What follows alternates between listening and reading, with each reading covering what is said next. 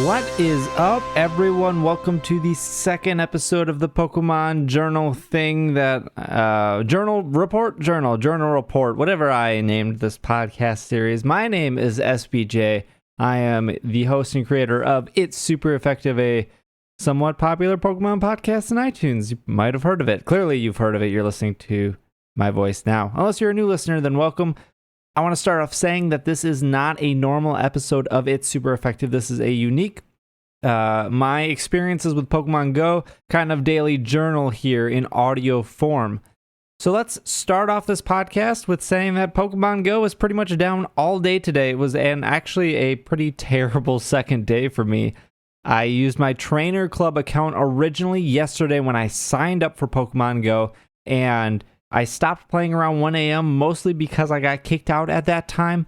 So if you listen to yesterday's podcast or episode 1, I caught over a dozen Pokemon. I leveled one up. I actually didn't mention I caught a bunch of Weedles. I leveled them up to Kakuna. I learned at that point when you cash in that candy to level up a Pokemon, you still keep everything to that. For some reason in my head, I thought that you have to merge all these Pokemon together to make it evolve, but that is actually not the case. I don't know why I thought that. Hopefully you guys thought that too, and I'm not that insane. So yeah, I used my Trainer Club account. I thought that made the most sense. Clearly, not only were Pokemon Go servers having issues today and since launch, which understandable due to the amount of traffic, not only were they having problems, but it seemed like the Pokemon Go or the Pokemon Trainer Club account was also having issues. And to this moment, I'm recording just before midnight here on Thursday. I still wasn't able to log in almost 24 hours later, still could not log into my Trainer Club account. Really, really disappointing, only because I traveled so much today. I went downtown Milwaukee. I went to the south side of Milwaukee. I went all and about Milwaukee, and I couldn't Pokemon Go. It was so frustrating. So finally, shout out to a listener, Andrew. He came all the way from Japan to visit me. No, I'm just kidding. He came all the way out to Japan on his vacation. He was in the Milwaukee area. We met up. We had dinner. I decided to take him to what is considered a very popular ice cream place or custard place in the Milwaukee area called Leon's, which is near the south side of Milwaukee. And that was around 10 p.m. tonight. And again, while at the custard stand, I went to check Pokemon Go, and of course couldn't log in. Other people were playing, and I used a website that showed the status of Pokemon Go, and it gave me a thumbs up that the status was good. It seemed like people in the Slack community were playing. As I'm talking about the frustration to Andrew about Pokemon Go, somebody walked up to me and was like, "Oh, you're playing Pokemon Go?" And I was like, I wish, man, I wish I was playing Pokemon Go, but I haven't been able to log into it all day. And he was like, "Oh, it was down a little earlier today, but I've been in." He's like, "I'm the gym leader here." He showed me his phone. I was like, "I'm assuming you're logged in with a Google account and not the Trainer Club." And he was like, "Yeah, Trainer Club, everyone's having problems. It's been down." Long story short, it was a very cool interaction because I did not expect to talk to somebody about Pokemon Go within like 24 hours after it released. It was a little disappointing and frustrating that I wasn't able to log in, but it was still a very cool experience. So finally at Leon's Custard, I decided to bite the bullet. I already spent $10 and caught over a dozen Pokemon on my other account, my first account, but I made a new account. I used my Gmail. I went ahead and made a new account. Disappointed that my trainer name obviously connected to my other account. Made a new account. There was a Pokestop right there, actually, and the Leon's Custard was actually a gym, which was really funny. There was a Pokestop right next to it. I got an egg right away. That was a bit exciting. Started off with my boy Bulbasaur. Not seeing a lot of love for him. I started off with Squirtle originally, went for Bulbasaur this time, caught a Pidgey, went to the Pokestop, got an egg, dropped Andrew back off at his hotel. I don't Pokemon Go and drive, so I waited till I got home and caught a couple other Pokemon, and then I spent the majority of the last hour walking around my neighborhood I caught a Zubat in that time, but I was trying to hunt down a Slowbro. There was a Slowbro silhouette and a Pidgeot silhouette in my neighborhood. I realized if I walked too far in one distance, the silhouette disappeared. If I walked in the other distance, the little grass started rustling. Tried tapping the grass. I asked on Twitter. You guys did awesome in saying you're just supposed to walk by the grass and not tap the grass, which brought me to the support article. I don't have the name of the Twitter who provided this to me, but I figured I'd read it here in the show because I don't think everyone has read it or understand it, but hopefully this will help a little bit better. So this is right off support.pokemongo.nianticlabs.com. That's a mouthful, but here we go. Finding and catching wild Pokemon. Finding wild Pokemon. Your device will vibrate to alert you when a wild Pokemon is nearby. If you do not see any Pokemon nearby, take a walk. Pokemon love places like parks, so try visiting your local recreational area. You can attract more Pokemon to your location by using a known item as incense. Some wild Pokemon only appear in certain environments and climates. For example, some Pokemon may only appear near lakes, oceans, and other bodies of water. Pokemon located in your area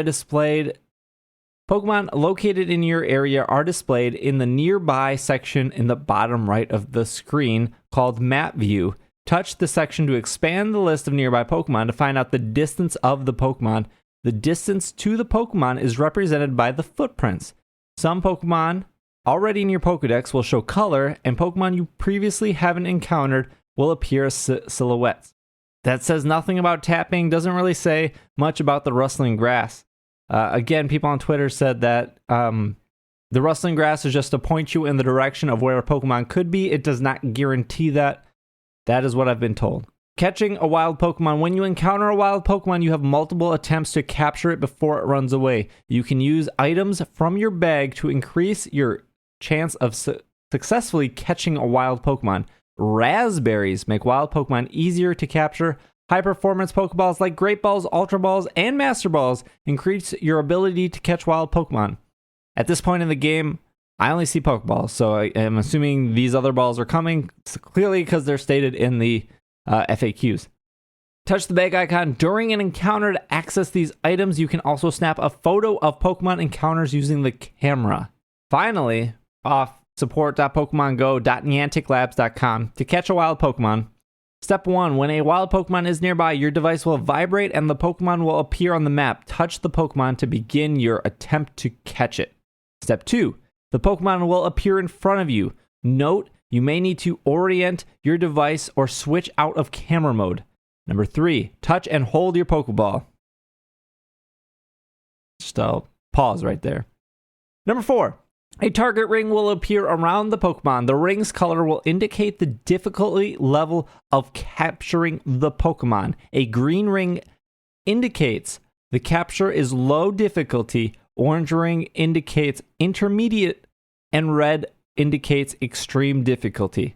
I've only seen green so far in my neighborhood, but then again, I've started over. Number 5, you have the greatest chance of capturing the Pokemon while its colored ring is at the smallest diameter. I actually thought it was the largest when I started playing, so I guess it's supposed to be tiny. At the opportune moment, fling the Pokeball towards the Pokemon. Finally, step 6. If you are successful, the Pokeball will capture the Pokemon. Watch out, though. Pokemon can escape from the Pokeball. Tip: drag and rapidly spin the Pokeball in a circular motion before you release it for a chance to receive a curveball bonus. You can also acquire new Pokemon by hatching eggs and evolving captured Pokemon. Right now, in my new game, I have a Zubat, a Rattata, a Pidgey, and a Bulbasaur. I also got one egg from the Pokestop I visited.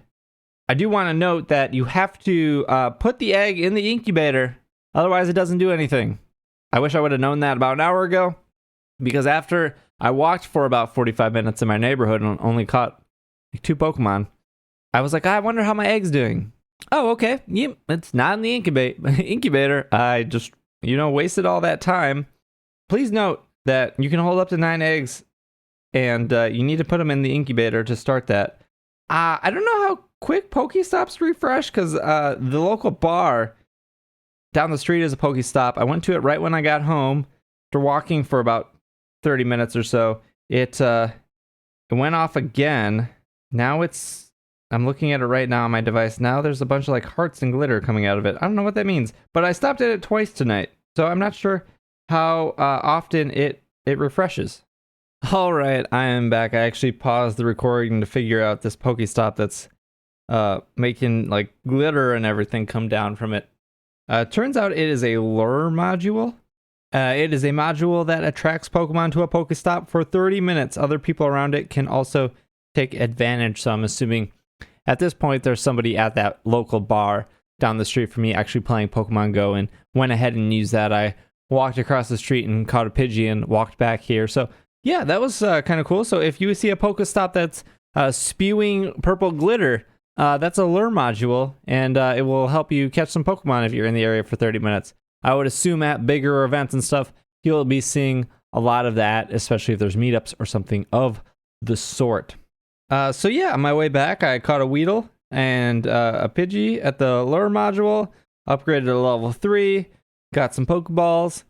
It almost feels like day one for me since I had to start over here, but I wanted to make sure that I had some content and whatnot to cover for you guys. There was some speculation before Pokemon Go came out whether or not that if Pokemon like Charizard or Venusaur or other bigger named Pokemon would be out in the wild. And what I mean by that is the assumption was maybe that you could only catch Charmanders and Squirtles and Bulbasaurs, and you would have to raise those for the proper Pokemon. I have seen reports on both Twitter, Reddit, and some other places that people have caught Charizards right out, or Nidokings or Pidgeots. They do exist in the world. I'm assuming they are a bit more rare than your Weedles and your Pidgeys and your Rattatas, but it is possible, it seems, to just catch a Charizard out in the wild. My educated guess would be that almost every Pokemon should be catchable in the wild except for legendary Pokemon like Articuno, Moltres, Mewtwo. I'm assuming those are saved for special events. And as of our App Store watch, Pokemon Go is still the #1 app in the iTunes store under free apps. Again, I don't have an Android device, so I can't tell you how well it's doing there. I'm assuming it is also #1. And yesterday I said that Pokemon Go was the 31st top grossing app in the iTunes App Store. Your #1s were Mobile Strike, Game of War, Clash Royale, Candy Crush, etc. Day 2 of Pokemon Go, just slightly over 24 hours after being released, Pokemon Go is the top grossing app in the Apple iTunes Store. That means it is making more money a day than Game of War, Spotify, Clash Royale, and whatnot. Now, I don't know how that is ranked. According to Apple, it's just ranked by what app is making the most money, but pretty impressive, and it seems that people are buying those coins to buy those Pokeballs, to buy those incense, to buy those upgrades, to accelerate the process in Pokemon Go, which is what I said yesterday. There are a small percentage of the population that will spend a lot of money, so the other percent doesn't have to spend anything. I mean, you could be upset, you could be passive about that, but at the end of the day, it's good that this game is being successful because we will see more content, better servers, I would hope. Oh man, I would hope better servers, but that is a good sign for the future of this game. I would not be surprised if within a week we have somebody who has caught all the possible Pokemon that could be caught in this game, just because they spent, $1,000 or $2,000 or $500. I'm not sure how much money it would take to accelerate that process, but I'm assuming that somebody will complete their Pokedex besides, Pokemon that might be locked behind event walls pretty quickly. Will that game get boring for them at that point? I don't know, but everyone enjoys the game in a different way. So far, starting over wasn't the worst thing to happen to me. I'm not sure if I could get back into my Trainer Club account. I'm not sure if I would stick with that or stick with this new account. This new account, I don't have anything that great. And the old account, I have some coins that I bought, and I also have a couple Pokemon like Hypno, which I thought was actually kind of cool. So I have nothing here, but I wanted to at least play it again and get some more impressions. Hopefully I'll be back tomorrow with some more impressions of day 3 of the Pokemon Journal. If you like what you're hearing, please take a second to review us in iTunes. If you want to follow the podcast on Twitter, it is at Pokemon Podcast, where if you have any questions, comments, and concerns, I run that. I'll be able to tweet to you and have a conversation. I'm more than happy to do so. I love when you guys tweet at me. If you want to follow my personal Twitter, it is at Dragging a Lake. And I plan to do more of these, you guys. If you guys like them, let me know. Again, I have no problem. I love having conversations with you guys on Twitter, so don't be shy to reach out to me. I will leave you with this. Do not drive and play Pokemon Go. Please. Driving a car is very dangerous. You can kill somebody. Don't do it. Pull over. Have a passenger do it. Yeah, that's just my concern for you, because I like you guys, and I don't want to see anyone hurt. Pokemon Go seems great. I'll be back tomorrow with another report. Otherwise, this has been another episode of the Pokemon Podcast, and we are super effective.